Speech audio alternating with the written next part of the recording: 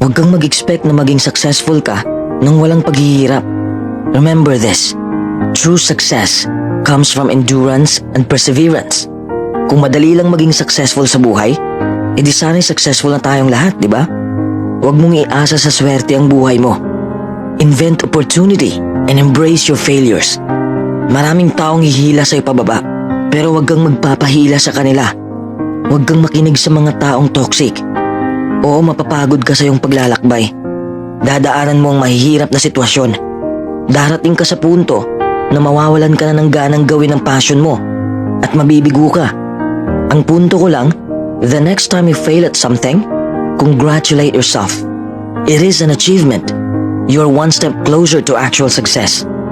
Marami kang matutunan sa kabiguan mo. Along the way, you learn a lot about yourself and you learn a lot about what makes you happy.